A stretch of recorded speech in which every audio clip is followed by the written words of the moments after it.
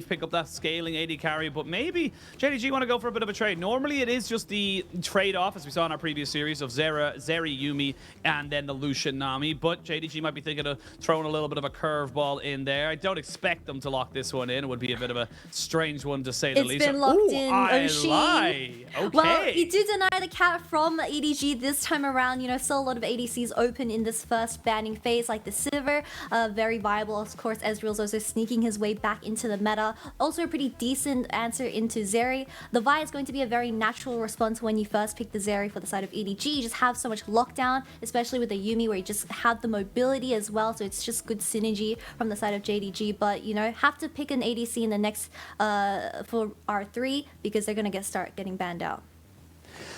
True, especially if you're looking at some of the more top-tier picks as such. You can see a Lucian Yuumi might be an interesting one there. So it is going to force Meiko onto the Lulu as EDG look to try and kind of set themselves up. Now, they have a unique opportunity here. They could lock in a solo laner, ban away some things against either Knight or 369 if they so choose. But you would imagine that the jungler would be the big port of call right now. There has been 1 or 2 jungle bans, but there's still plenty in the pool. So we'll see what EDG want to try and prioritize as they come in towards their last pick before the second round of bans. And it is the Wukong, most likely confirmed. And that is just kind of giving themselves a solid jungle matchup now for Jiejie going up against Kanavi. Yeah, and Jiejie definitely is the lifeline of EDG so far. I think his ability to make these cutthroat engages and just have a winning play that sets EDG up for success is a huge reason why they are currently 4-1 in the split so far. Of course, the mid lane bans are going to come out. Champions like the Azir, the Rise, definitely way too broken in the current meta. I do want to see some, I believe, just spicy champion matchups because we have both Vi and Wukong very proactive in the early game, and we know that Knight loves his Akali as well, so I just have my eyes open for that. But of course, top lane, once again, all these champions available. I don't want to see K'Sante and Sion because I just think these two guys are just way too aggressive in lane to really put them on the tank duty. Sion does get taken away, but you know, it's just way too broken in the current meta. Yeah, and I do love the Azir ban coming out here from JDG. Of course, the most played champion for FoFo in his entire career has been the Azir. I believe it's like something like 60 plus games or something like that in his career. And that's usually with it getting banned away from. So definitely don't want to leave that one open for them. They're also going to take away the Akali as well, which does seem to be kind of creeping into the meta again, kind of giving yourself a lot more priority in that mid lane. You know, after the level 6 point, team fights become so treacherous for short range ADCs like the Sivir. They're going to take that one away. And that Gragas gets banned away this time around. Ooh. So not letting 369 get themselves towards that top side and let him have the run of the mill with something that can just mitigate Ala. Yeah, that definitely signifies that they are looking for a champion like the Jax because Gragas is a huge counter for that. I think Ala, with his giant champion pool coming into this game, is just going to be really tough to ban out all the champions, right? But yeah, the Viktor does get hovered by Knights here. A lot of scaling already for the side of JDG, so you need a very strong early top laner to really perfect this team composition. Yeah, and we're going to see, though, plenty of wave clear, plenty of late game scaling coming out here for JDG. They got the Viktor for Knight. And I think the big question is now is that for Knight, there's not really a question about his ability in the LPL. We know how good he is. He always performs when he's here in the LPL, regular season playoffs. He has proven to done it. I want to see him do a little bit more at internationals, but obviously he's got to get there to try to prove that. So hopefully this kind of, you know, setup here for JDG does end up sending them to a mid-season invitational, or rather not. But you're absolutely correct, by the way, with your prediction of that Jax for Ala in that top side. Normally we see it banned. This time around, it does slip through the cracks, and with all that priority on the top side bans, they are going to pick that one up for themselves and potentially put the Syndra up against the Viktor. I mean, there's just no way I think 369 opts into the Gwen matchup up against this Jax. Although a really good counter, I just think you have very less frontline for the side of JDG. The Kennen does get hovered, still a really good answer, also AP. But we have also seen a lot of these Kennens go AD, however, it is going to get switched in between K'Sante. Don't place K'Sante 369, you're way too cool for that. Yeah, K'Sante, well, you know, it should still give them a lot of advantages. They do need a little bit of engage, I think, so that's why they're either hovering between the Kennen and the K'Sante, so we'll see what they end up going for. They are going to go with the Kennen, so getting that locked in for themselves, and that's the engage they need. Is you now look at this composition and say, okay, if they find a good flank with this Kennen, it doesn't matter what the Jax or the Zeri can do, you're going to die. Yeah, you're definitely gonna die. A lot of lockdown CC from this side of JDG, and I'm sure that 369 will find these flanks without any problem alongside Kanavi. But EDG, a very standard team composition. Jax, Wukong, and Syndra, decent AP and decent engage. Also some frontline for the Zeri to pop up in these team fights. However, with the Lulu not being on the side of EDG instead of the Yuumi, I think obviously you would have much preferred the Yuumi. The Lulu isn't going to do as much unless she takes, I believe, the Vi and also the Wukong. So a lot of hovering gonna happen, and we've also seen a lot of AD Kennen just because you don't want to be doubling up on the solo AP laners. The enemy can just build them more, and then your Viktor's gonna have a very tough time, and he has to rush the Void Staff. Has to rush the Void Staff. Well, we'll see how it all ends up panning out. We are jumping onto the Rift for game 1 of this best of 3.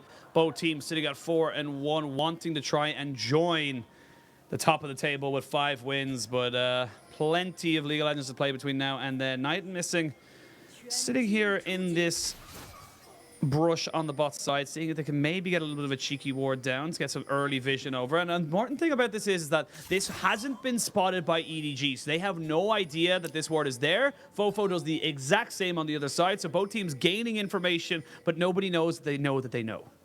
No one knows, but we all know. But I need to correct myself. 369 has decided to go with the Electrocute, so that does signify an AP Kennen. A lot of burst in these team fights, and of course a lot of threat on the backline of EDG when it comes to the later stage of the game. But this ball lane, I think the Zeri does really get the early game going with the wave pushing in, so it's not going to be a tough time for Jiejie. I think he has been playing pretty decent when it comes to the early game skirmishes, and he's able to pull off a lot of these early skirmish team fights where he's able to get leave ahead.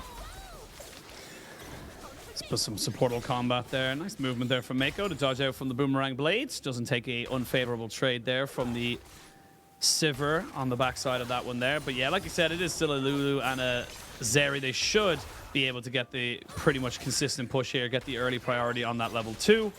And we will wait to see now where everyone ends up going. Right now, both junglers have been seen. Actually, no, sorry, excuse me. The jungler on the blue side has been seen, so the Wukong has been spotted on his route, but they haven't spotted the Vi yet. They should see her as she comes up towards this Raptor camp, unless Kanavi decides to do something crazy like go straight to red, and it's exactly what he does. They don't know exactly where Vi is. I think Jiejie's up to something. He is moving towards that mid lane. Maybe a flash being burnt from Knight here. Oh, Scatter of the Week has been used. Knight does flash and does end up getting away with it. So Jiejie already being proactive, and you talked about it. You wanted to see these junglers trying to get into the active those lanes. They have now got a repeat gank on the cards, so they want to try and take out Knight. Yeah, now that Vi has secured the red buff, he is going to look for a potential gank to really make up for the flash that Knight had to burn. Potentially looking to invade here because Jiejie is a little bit lacking in tempo from pulling off that gank. I think this is going to be a really tough fight for Jiejie to take. Yeah, very tough, but he does get the smite down. So Jiejie gets himself secured with that buff. So nothing ventured, nothing gained, nothing lost either at the end of it. We can have a look at the bot lane. I think there was a little bit of damage put down there, but not quite able to see if there's any summoners or not blown. But doesn't lead to a hiding to nothing. So we'll see now what they're able to do. And again, 369 using the priority you just naturally get with something like the Kennen to really put the hurt down onto this Jax. This Jax can be picked blind, but the Kennen is still an old school counter. Yep, and we definitely see that counter coming in as the Kennen just has so much priority in this lane. But he doesn't have backup just quite yet. He can't walk through the tower. No, and he just used his Q. Kanavi! They're going to jump on you. You can't be doing that. That was just really overzealous there for the JDG jungler, not respecting the fact that he didn't have full information of where Jiejie was. Kanavi, you have 369 just controlling this top wave in his hands. Ala is having a terrible time, but he just didn't need to go for that. None of your solo laners could have rotated to that play, and the first blood goes towards Jiejie, and him picking up this kill on Wukong just means his mythic is going to come online so much further. And this is just kind of JDG feeling a little bit antsy, and EDG looking very strong. Look at the replay here. Look at this ward that goes down by Jiejie. He kind of recognizes, okay, there he is.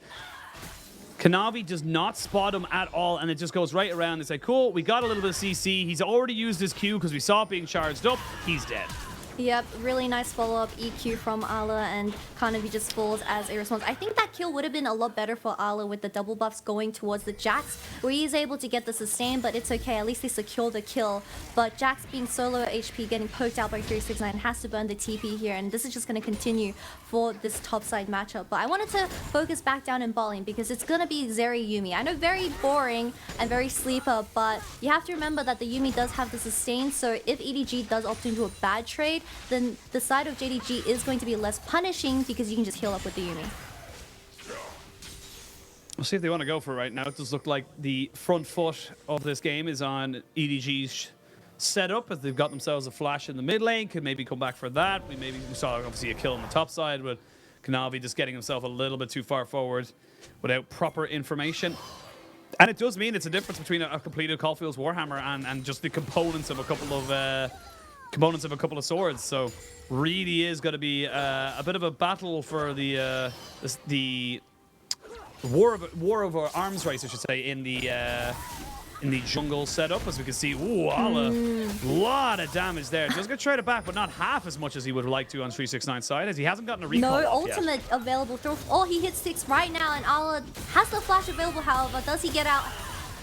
He might be able to. There's no auto attacks getting off here. The flash forward. One more auto attack, and Ala stays alive. Held his nerve and made sure he would get the distance away. He was chugging those health pods like his life depended. I mean, his life did depend on it. Really clutch flash coming out of Ala as well. Saved it for the correct time, where 369 also had to trade his one. Also burning the ultimate from Kennen as well. That does mean EDG pick up their first dragon, however. So Ala was just trying to get his wave in, and he saw that Kennen wasn't 6, so he goes up for the trade. Obviously 369 was very poked out, but he hits 6 of 1 minion, and Kanavi comes in for the gank. And Ala just played this extremely well, so he didn't dodge the Viq, however, but he just had the counter-strike which blocked all the Viq orders, and then he clutched the last order from 669 by flashing away.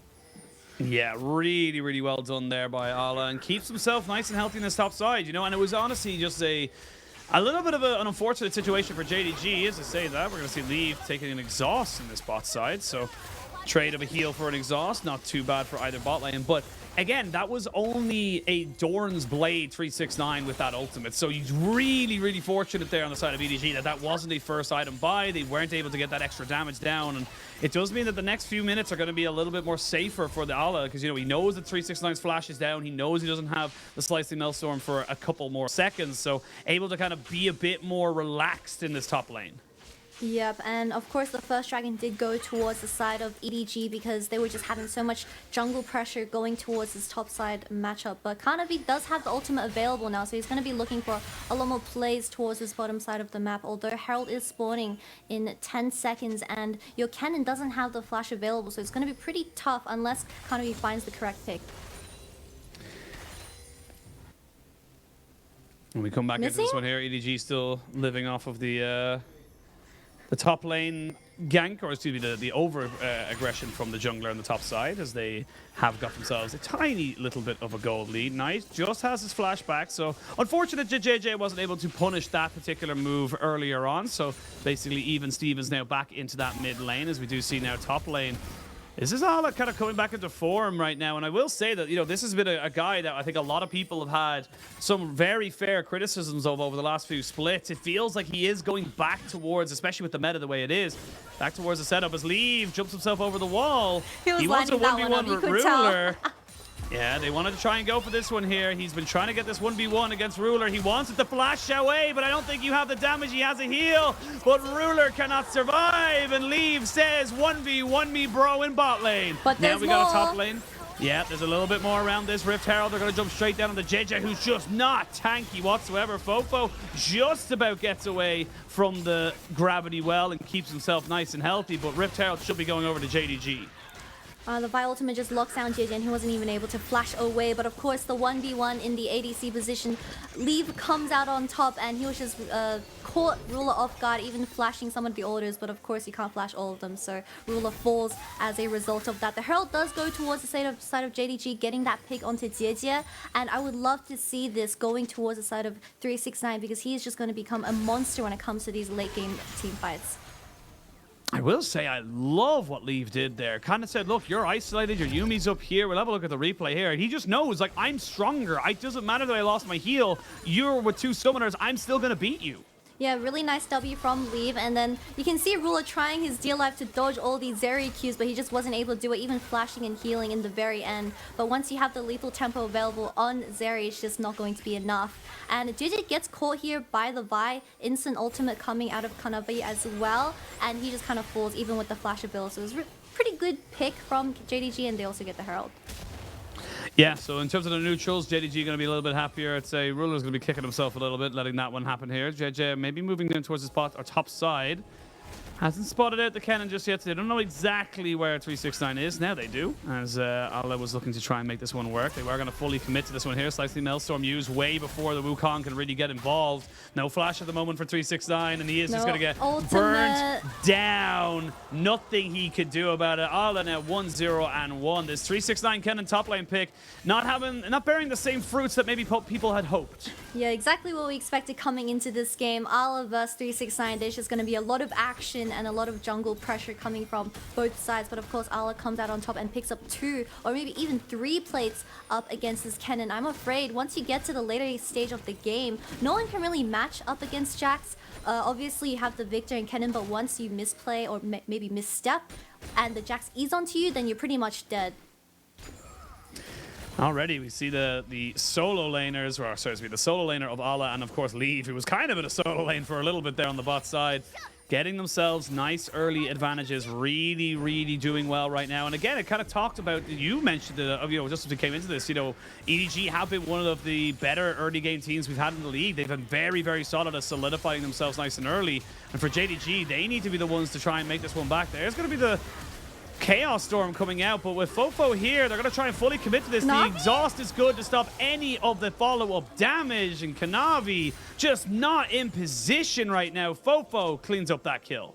A really good run from Meiko, but I don't see why Kanavi had to burn the flash and ultimate for a lost fight. I think you could have just saved him, maybe potentially looked in that top lane to help out 369 a little bit. Good picks from EDG so far. They're 4-1, up around 2k gold. So when you have a lot of scaling options as well, this is exactly what you're looking for the Zeri and Jax to come online. See how respectful 369 has to be right now, knowing that, yeah, I have got a proto belt, but it's a hex belt, Hextech rocket belt. It's not going to be enough to try and just deal with this matchup, and this will start to go south very quickly. It's not about the 1v1 later on in this game for JDG. It is about finding Kennen on those flanks, about getting those big multi-man ultimates where you're locking down people while also doing insane amounts of damage. Wait to see now where they're able to kind of work this one here. Hex gates are going to be there as EDG pick themselves up a dragon. They're already on 2, well on their way towards a nice and early soul point. But JDG are running a little bit frantically around the map. They're trying to see if they can make something work. But EDG, they've got decent answers to everything they've been saying. Yeah. Kanavi's been just getting shut down around the map by Jiejie, and he is currently 0-2. Although having the Chempunk Chainsword in his item slot, I just don't think he has been really in shape for this game 1, which could be a result of how the Weibo Gaming Weibo series went, of course, earlier in the season. Obviously, we've got time before the next real Herald or anything kind of comes up. And we're going to see where these two teams want to go for. So, obviously, for EDG, they're happy to try and, kind of keep this lane phase going, get as much advantage as they possibly can. What do you want to see from JDG? How do they kind of like drag themselves back up into kind of a bit more relevance? Because they're not only down in gold, but they're also down in dragons. So they have a little bit of catching up to do. Yeah, I mean, your early game safety was Kanavi, but he is just 0-2, not being able to do anything around the map, where you have so many scaling options as well, like the Viktor and Sivir. You said once you reach that later game, or once you reach the late game as JDG, you just pretty much are unchallengeable in these games. Team fight, sorry. But although 2 dragons going towards the side of EDG, the Dragon Soul threat is very realistic for JDG, and I think you just can't give the 3rd one to EDG again. No, you cannot. We see now Jiejie just moving forward, putting down more and more pressure. This should just be the tower pretty much confirmed here by the EDG bot side, and Leave really is making a name for himself right now, coming in, trying to fill the shoes of Viper previously on this roster, and has honestly done exceptionally well for himself. Jiejie is just going to try and maybe get out of this one alive. He needs to be very careful with the damage that can come out from Knight. They're going to train back Kanavi, so it's a 1-for-1, and honestly, that was JDG looking for that fight, so EDG not too unhappy with it. Yeah, I mean, FoFo also gets the blue buff as well, so he's going to have a banger of a time just wave clearing up against Knight, and he can potentially grab that lane priority as Herald is spawning in 20 seconds. We already see Leave and Meiko breaking the bot tier 1 and rotating towards this Herald already, where she has the Immortal Shield Bow available. I mean, Ala taking 2 turret shots is definitely not ideal, as he's going to have to go recall there, spend a bit of his money to try and get himself back on the map. But now with Leave and Meiko up this top side, they're just going to say, cool, we're here to cover. The Rift Herald spawning. We've already moved our bot lane towards the top. And with a TP on Ala, that's unleashed now after 14 minutes. So they are in a solid position to be able to look to contest this. Jiejie needs to be a bit more careful, though. He's caught out just a little bit. Decoy has been used. No Cyclone available, but still has Flash. 369. Gets pushed back and is scattered to the 7 wins, but does should be fine. Ala's still pushing in this bot side. This is the thing, though. Is like the longer you leave this Jax to go where you haven't taken an objective, the worse it becomes for you. Yeah, I mean, JDG is just on a ticking time bomb. Look at the Jax constantly threatening the side of JDG where the Kennen has to respond, but the Herald is just going to get, well, EDG is going to get the vision control for this Herald, and it's going to be really hard for them to really face check because you're up against Syndra and Wukong. Oh, Kanavi! You can't be walking in like that. He's going to look for something to return on this. They do have the Shurelya's Revelry. They haven't committed any ultimates. No one's committed a summoner. It's just an active on an item, which should be up in another 30 or so seconds. So not the most big of commitments there coming out here from the side of EDG, but as you mentioned, they're still just kind of moving around, and in 45, they've got the Hex Dragon that will put them on the sole point. JDG, they're getting pulled apart right now. They're just being pulled from one side of the map to the other. They don't look like they know what they want to do. Look, if it was Cloud Soul, then give it a Windrake, give it over. It's fine. You can just scale until 40 minutes and automatically win from the Sivir and Viktor WinCon, of course. But if it's Hex Soul, then you can't be giving this for the side of EDG. They already have so much damage. Ala trying to look for something, but he doesn't know that Kanavi is here. Yeah, Kanavi is around. They are going to get Jiejie in around, but a TP here from FoFo means that he's going to see Kanavi almost getting taken out. Never mind, will be taken out. Now you've kind of brought yourself into a bad situation. The exhaust goes on to 369. A double kill coming in for Jiejie. And this is the man who won EDG a world championship. This is the kind of performance we have been expecting to see from this guy for so long. It looks like he's finally back in form. Oisin, I don't think EDG slowing down with how this early game is going. Jiejie is just finding so many angles onto Kanavi where he isn't able to play the game, and I think just as a bounce back from the Weibo series, it's just a bit disappointing because we've been hyping up JDG for so long. Hyping him up for so damn long, and the thing is that like they get the kill, they get themselves on the sole point, and Ala has just been split pushing, getting himself back in level terms in terms of the CS. We are going to have a little bit of a pause, but this is just been fantastic so far. Put them ahead. Yeah, well, we'll see. Looks like we've resolved it. We're back. And we are back into the game. So if you're just joining us and you're just wondering where we were, it's a 4,000 gold lead to EDG. 3 dragons to the good as we look at this replay here. And this is just this bot side matchup where it's, again, you know, it just feels like EDG are on the same page and they're willing to commit to this because they know they're stronger. Yeah, EDG's mid-jungle rotating extremely fast. Meiko also being here, while the Yuumi, of course, being in base, not being attached to anyone. So they're just lacking in numbers for this fight. And they don't have enough damage to execute Ala. And now he's working towards that second item, and it's just going to look really, really tough for JDG again. It's going to look very tough. Looks like it could be a wit's end to try and deal with the burst damage that will come out from Knight and the Kennen.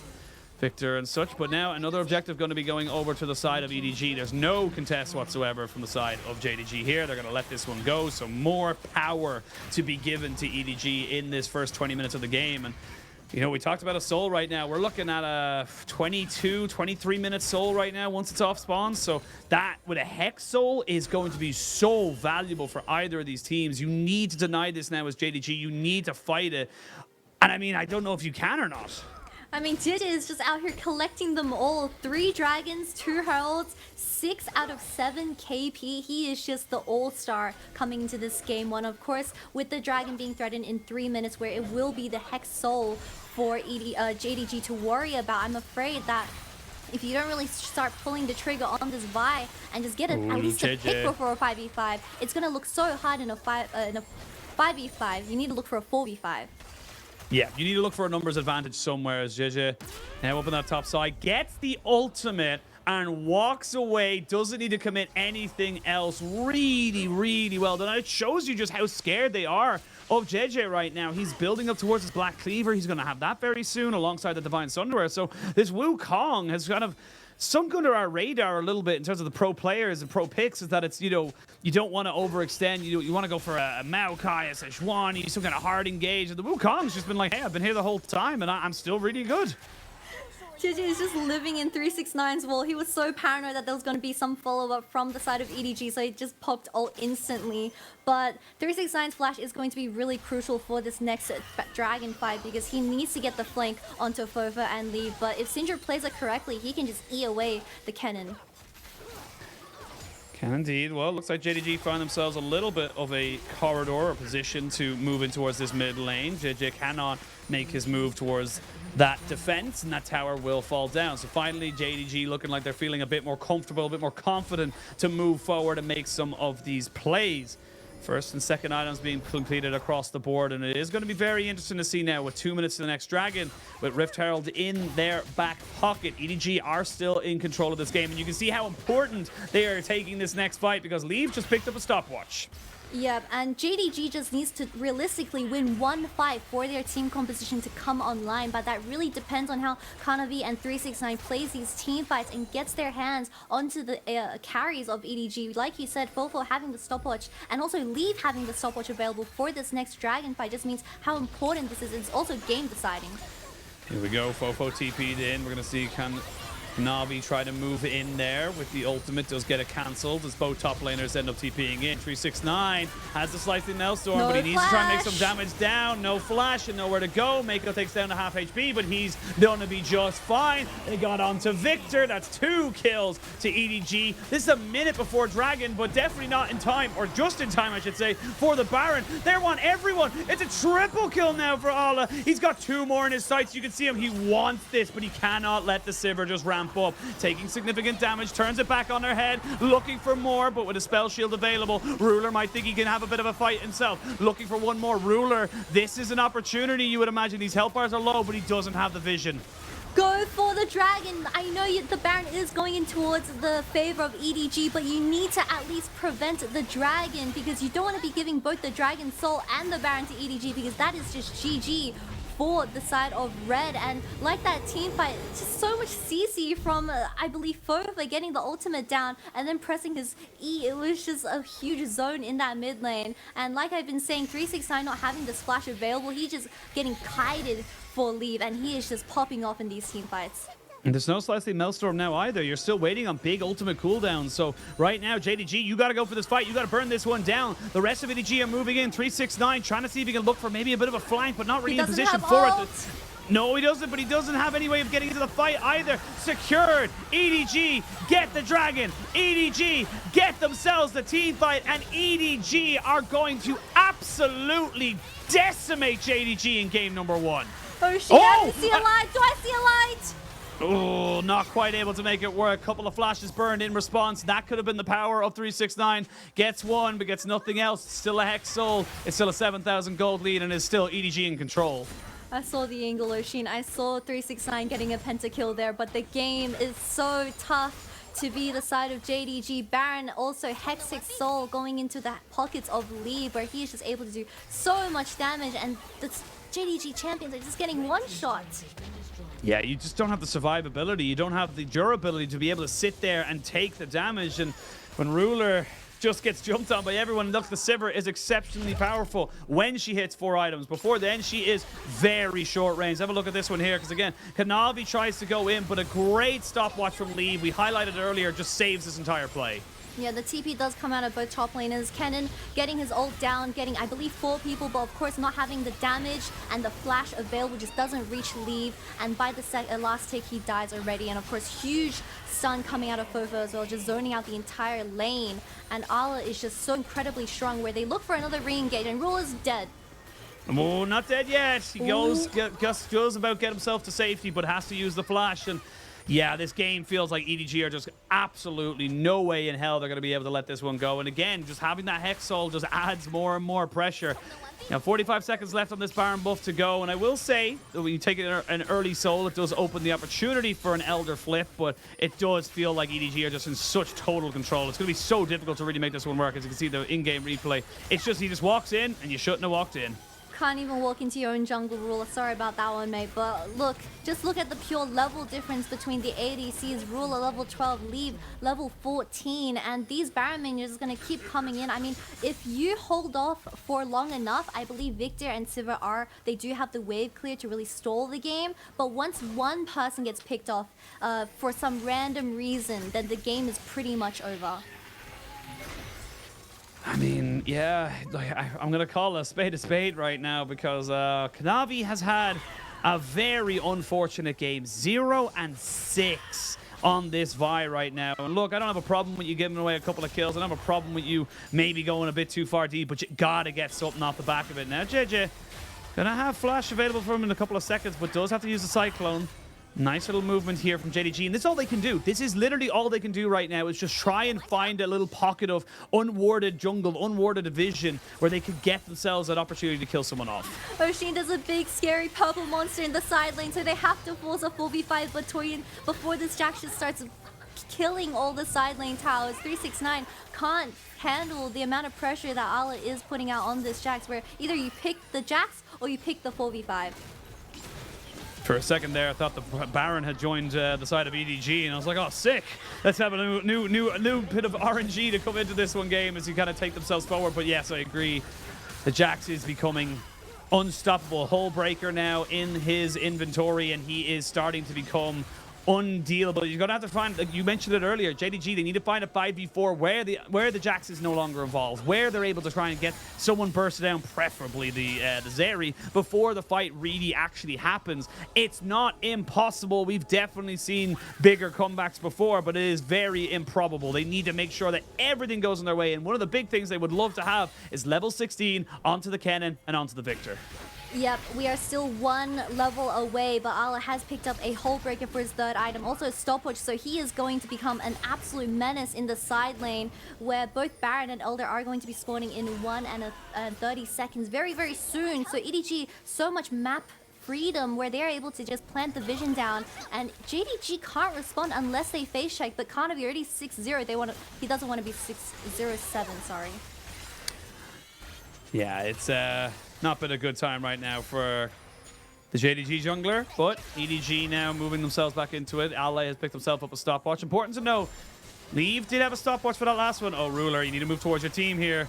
You need to get away. He's trying to kite this one as best he can. Knight is there to protect him, but that's how dangerous this is. They do have a cannon, so they will get a bit of damage down. That's going to keep that cannon alive just so they can get the tower. They melt this right now. FoFo gets the scatter of the week down. Just a quick rotation coming in here for EDG, just making sure they get more and more off this map, and JDG are kept guessing. Yeah, Ala is just consistently pressuring the side lane, where EDG either they push this inhib or they just realistically start the Baron, because Ala can at least attract 3 members of JDG before he takes down an inhibitor. They gotta try and get themselves out of their base, but it's difficult to say the least. They've got the bot wave pushing in. There's 2 TPs available for EDG should they want to try and get more out of this. Look at FoFo up to the top of your map as he tries to get this one to work for himself. And moving forward, Ruler not quite at the all-encompassing Sivir right now. Would love to have the Navori quick blades if he could. Knight gets jumped on here by Leave. Flashes away. Lee takes a fair chunk of damage himself, to be perfectly honest, and loses an Immortal Shield Bow. So not exactly a free trade right there for EDG. They do need to be very respectful. As top wave just recognizing the minimap. Jack's just kind of free pushing here, losing so much pressure. You have to be on the map for this. You have to go for the Elder. They might lose the game, though. They might go for the end. They're flipping Elder, and EDG is going to look for the end. EDG is going to look to try and go for it. You got Jax coming in. Never mind. They know they can't end the game before it happens. So the TP's going to come in. You got Leave on the backside coming in on top of this. 369 looking for a big flank. They know he's there. They know he's going to be looking for it. They're going to try and get the damage down. Meiko's dead. Now it's a 5v4. The exhaust was used, but so was the ultimate from the Kennen, who flashes away. They're trying to see if Kanavi can get this one going for themselves. As Alice now 3v1. Uses that stopwatch and tries to keep this fight alive. Junglers are still there. Junglers are still relevant. It's all on the AD carries, you would imagine. They need to try and keep this Sivir and Zeri alive. There will be a TP coming in from Jiejie as he looks to reset. Ala looking to try and get a blue buff for himself so he has a bit of mana to get these abilities out. Double TP coming in. It's going to be the Syndra and it's going to be the Kennen. Everyone's kind of coming back in this fight. FoFo finds himself on the backside, but a great flash from Ruler, but it's just not enough. Jiejie gets onto the backside. They will trade it though 2 for 2. Now it's 3 kills, 4 kills. Make it 5 as Leave takes over this fight. 369 trying to dodge this one out, but you've only got so many abilities. Leave ends the fight with the ace for the side of EDG, and they're going to look to end the game. EDG picking up this first series win up against JDG, a huge upset, and Leave was just playing the entire team fight so well, very patiently as FoFo TV's back and gets a nasty flank on the side of JDG, but this game was just looking very over by the 20-minute mark as they secured that Hex Soul, and congratulations to EDG. This is a very dominating performance for this game 1. Absolutely, it is only game 1, but it did look all EDG all the time, and a lot to be left desired for the side of JDG. A lot to be thinking about going into the back there for their break, because I mean, I'm gonna call a spade a spade. It didn't look good enough. I feel like that was just